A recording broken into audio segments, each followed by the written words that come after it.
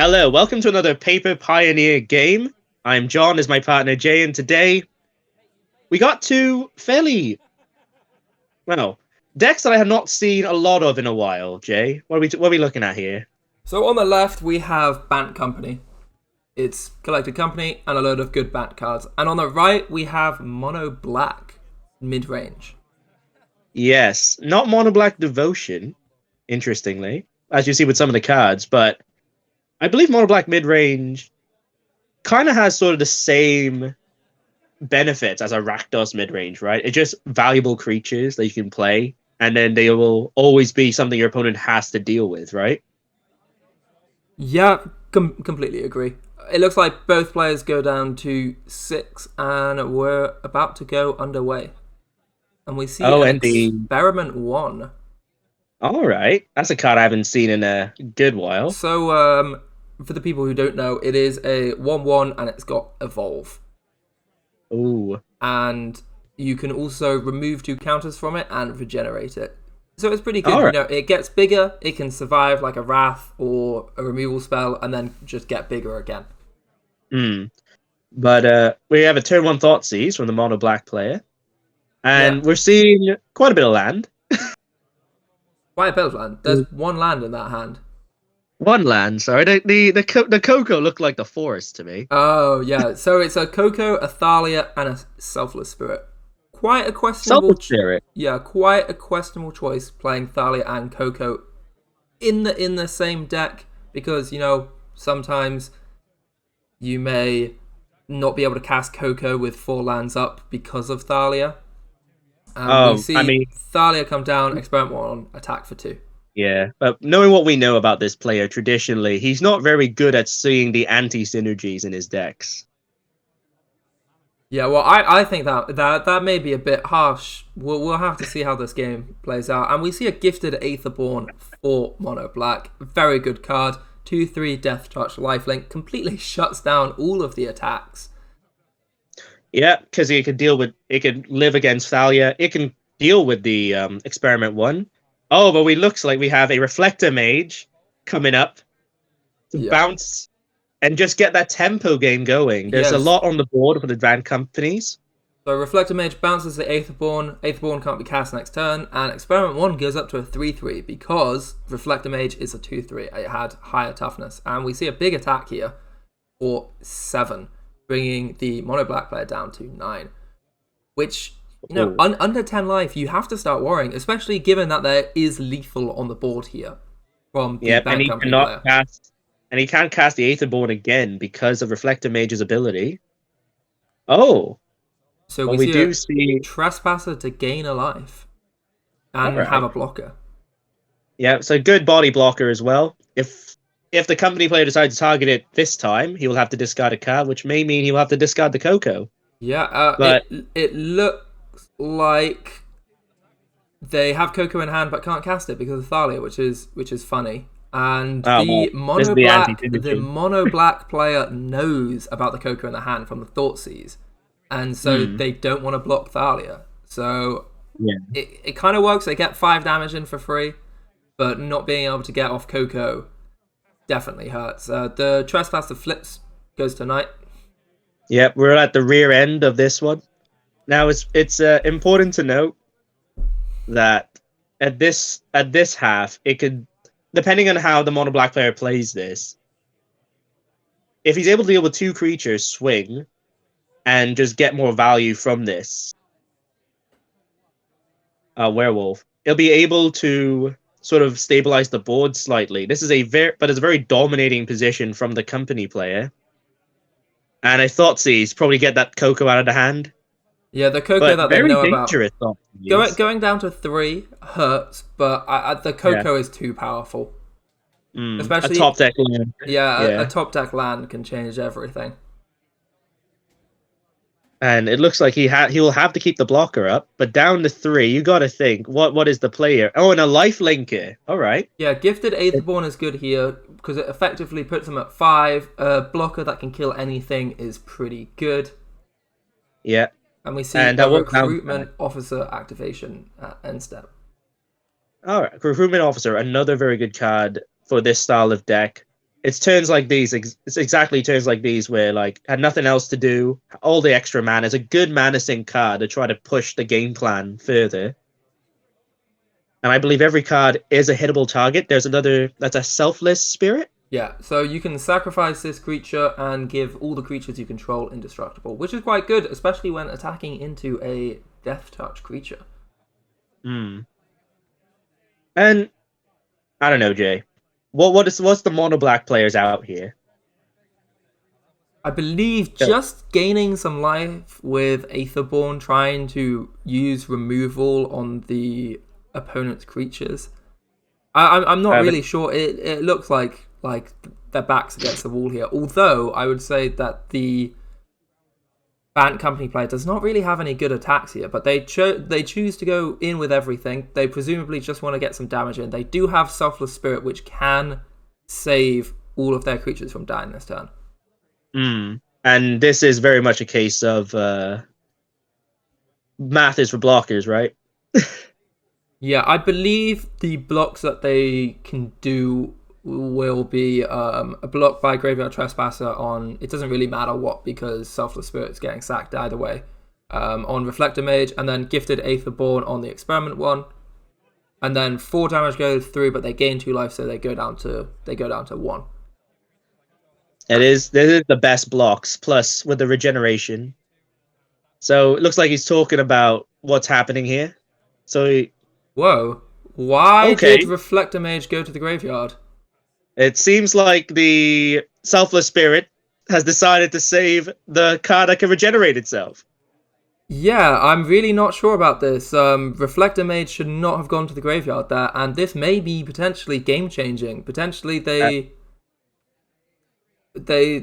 you know, could have changed the game around with Reflector Mage. They might still win anyway. The opponent is at 1 life. It's a possible, like, is this I don't know. The same despair? Guy that runs Thalia with Coco is also the same guy who thought the card with regenerate needs to have protection. Well, the Experiment 1 can only regenerate if you remove the 2 counters. And he has 2 counters. Yeah, but then the Gifted Aetherborn wouldn't die, which is a lifelinker. Well, so does the removal happen before? Yeah, to regenerate it, you got to remove the 2 counters. You can't remove in response to the damage or something like that. But it still would have been an additional attacker. But I guess he would also have an additional blocker. So there might have been there might have been a few sort of lines of play that made sense. Well, I think what makes sense is the Reflector Mage not dying because it has indestructible. The Selfless Spirit gives the entire team indestructible, so the Reflector Mage was indestructible. Oh, well, there you go then. Yeah, Selfless Spirit is not like Dauntless Bodyguard. It gives everything indestructible. So that's why I'm saying the Reflector Mage should not have died. Well, it seems like maybe you thought that cost 1 more to do as well with Thalia on the board. No, I'm not sure about it. I think maybe they just got confused. And we see a pass of the turn here. But I think the Bant company player just wins here then, right? Presumably. There isn't enough blocking. It looks like they only have a Thalia and a land in hand. There isn't enough blockers. Ooh, we see them take 2 life and activate Recruitment Officer. Probably looking for like a 1-drop. Probably another Experiment 1 by the mana they left open. Yeah. And the only card they can hit a Spellbinder or a Militia Bugler. And what do you think? What do you think it would be the best card to go for here, Jay? Well, Spellbinder's a flyer, and we've not seen any flyers from the mono black, and it gives you information about their hand. So maybe Spellbinder, but I'm not too sure. Spellbinder is another sort of all-star type card, right? A card you see in most formats in its peak for sort of just dealing with opposing hands. A white card that deals with the opponent's hand is interesting, especially in a more aggressive style deck, sort of protect your attackers. Yeah, it is good. Oh, here we see an activation of Hive. So there's now 2 blockers, but there's still the 3rd attacker. So it looks like mono black is dead unless they can do something. But with Thalia on the board, it looks like they only have 1 swamp open. Yeah, but... but they can tap Hive. And that's a good play. In fact, you see the Bant company player lean back on his chair in anger. You probably was not expecting that fatal push there. Well, I mean, there's possibly a reason why the mono black player didn't scoop right there, right? Yeah. Oh, but this must be really painful for the Bant company player, because if that reflector mage was still in play and didn't go to the graveyard, because it shouldn't have gone to the graveyard, then they would have won the game. The extra attacker. Yeah. That must really hurt. That is a missed trigger and a half. But to the mono black player's advantage, being on 1 at this point, we're looking at potentially a comeback. Maybe, I don't know. Like he's drawing a lot of lands. He does have a way to recover health with the Trespasser. Invoke Despair is brutal. It deals 4 damage, takes her out of Experiment 1, and draws them 2 cards, and they're able to play a gifted Aetherborn, which then gains them more life. Oh my word! And it's strange to say, but the mono black player has just stabilized, right? There's a Coco off the top to sort of get back into it for this company player, surely. Yeah, it just looks so bad for the company player, especially because if that Reflector Mage didn't go to the graveyard, then they would have won the game. We see a Skyclave Apparition, but Skyclave Apparition can't really deal with the Graveyard Trespasser very efficiently. And they only have 2 white sources, so they would only be able to play 1 spell. What was the card in hand? A Swamp, so Spellbinder misses. That is a whiff. But he needs to play the blocker anyway. He needs to apply the pressure. He's on 3 life, the mono black player, so a 3/1 in the air is very good, because, like you said, we haven't seen any sort of black flyers from the mono black player. So it could come in for damage, I think. But the clock has sort of raced a bit. That Invoke Despair dealing 4 damage. Yeah, and then the attack with Graveyard Trespasser effectively dealing 6 damage. And they're just going to activate Hive and attack. Oh dear.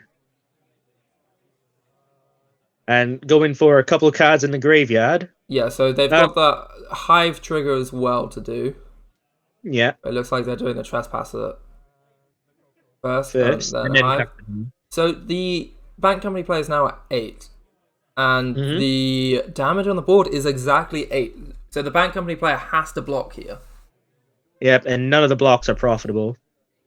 You're looking at either trades or chumps. And no matter what happens, the Aetherborn is going to gain 2 life, so the mono black player is going to be up to 6 life, which is very hard to deal with. And we see Spellbinder jump in front of Aetherborn, and the Bank Company player goes down to 2. Oh, what a turnaround from what is really a very bad misplay from the company player. Like you said, Selfless Spirit covers all the bases. Yeah. I'm shocked that they missed that and put the Reflector Mage into the bin. It's very, very poor from them, and I suspect they'll be very irritated that they missed that.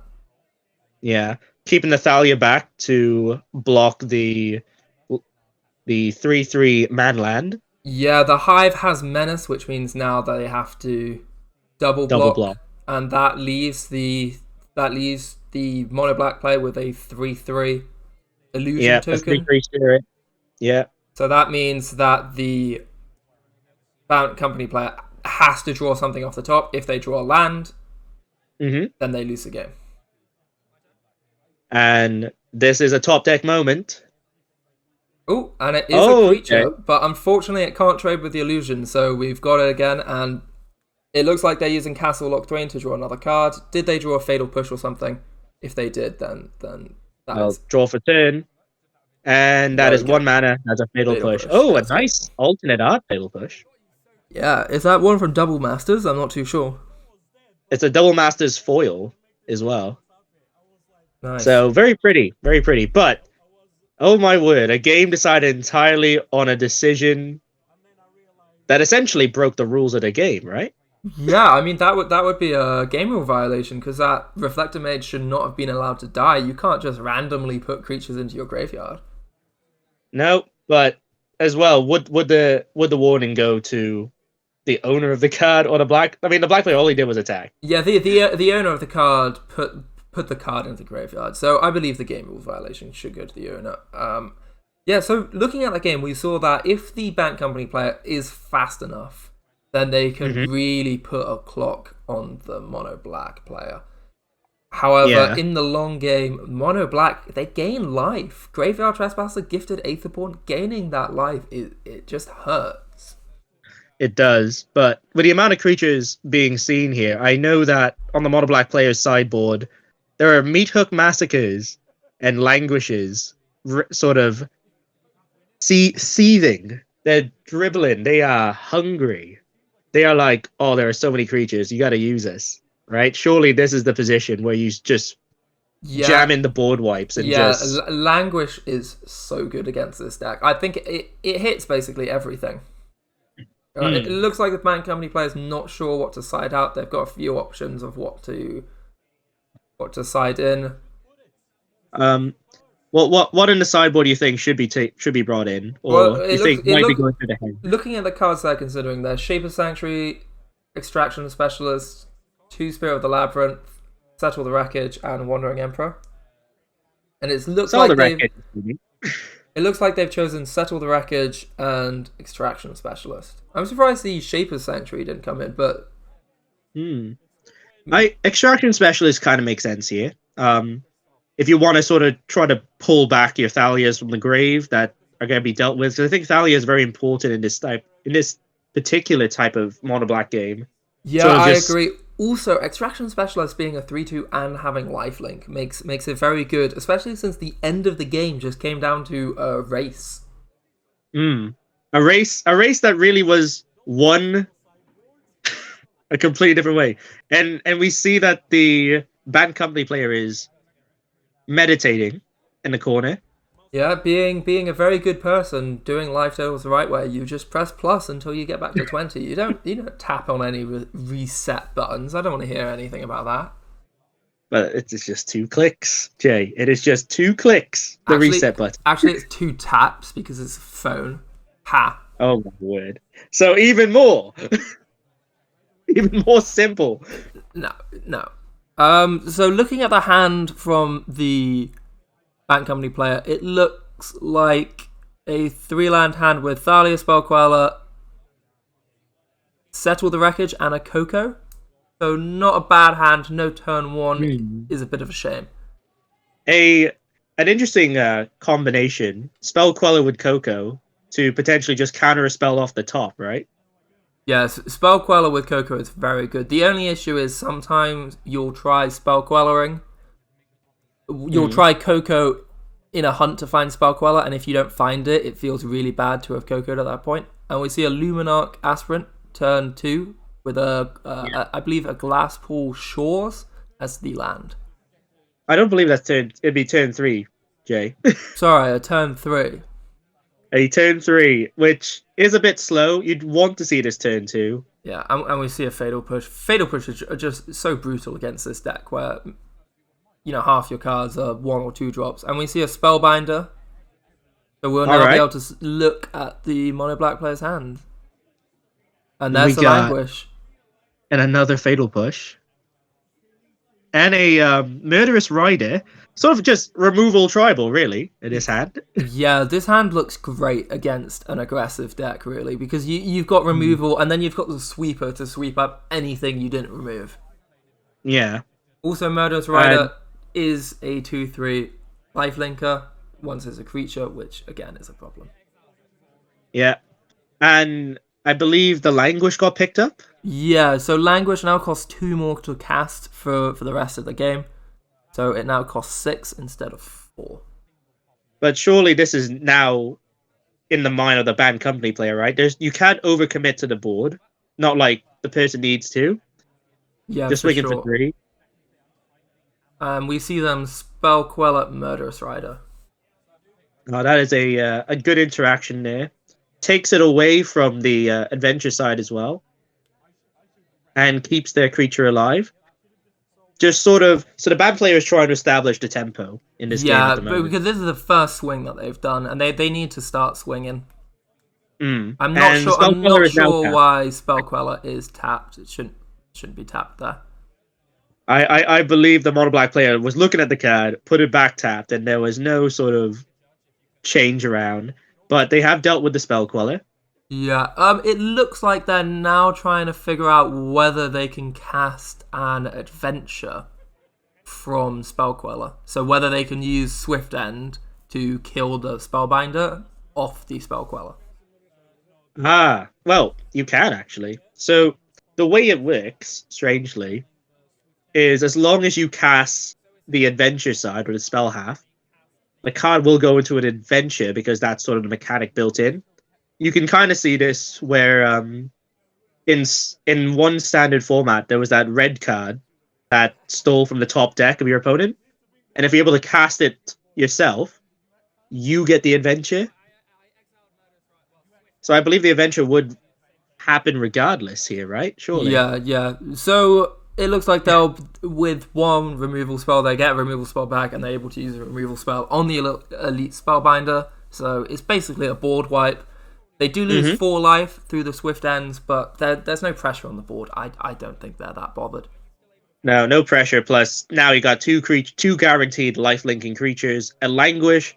All of this information known to the bank company player, and the life total is fairly healthy for our mono black player still. Yeah, this genuinely looks like the best possible draw the mono black player could have had. I mean, they've got five removal spells that we've seen so far.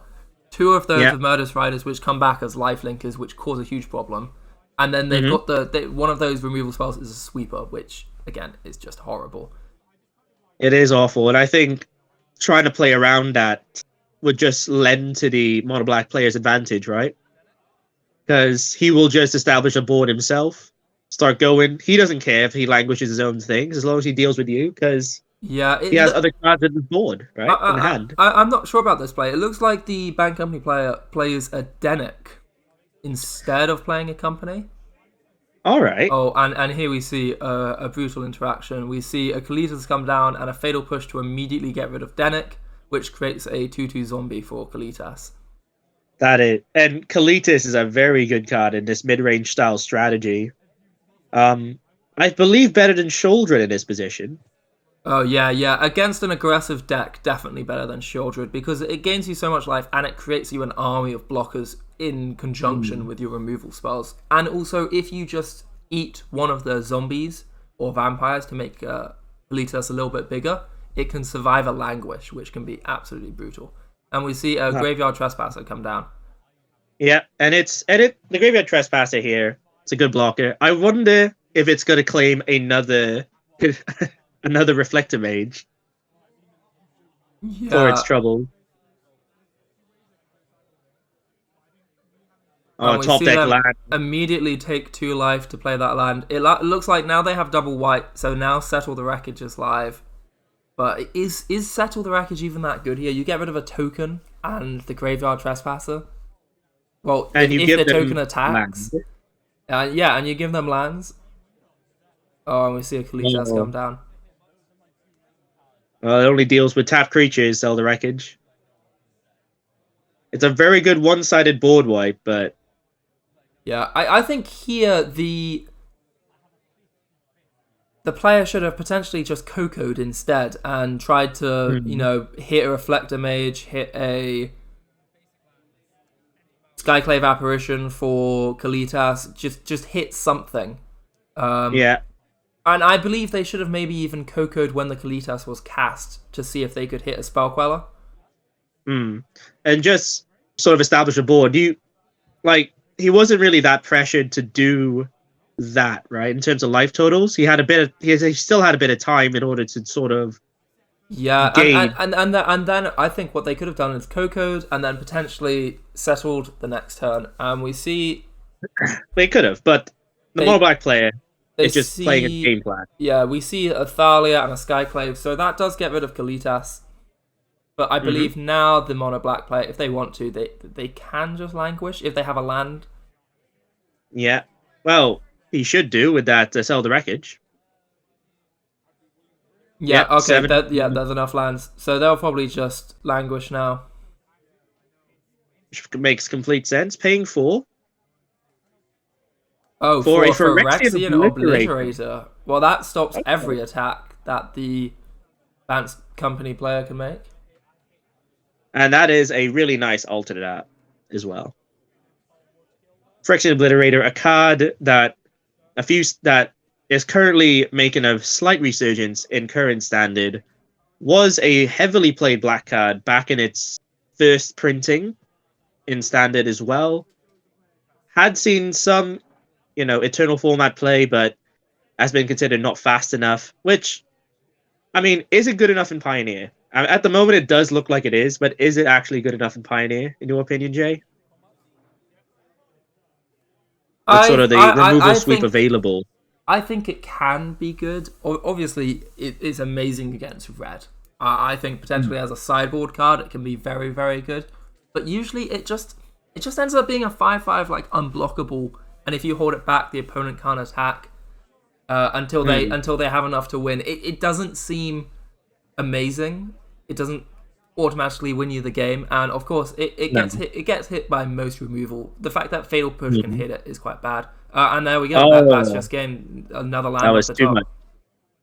That was just too much for the Bant company player. Did you? Make sure you're subscribing. That was a good one. Let us know in the comments, because in the first 24 hours, you might be eligible for an Arena Code card. See you on the next one.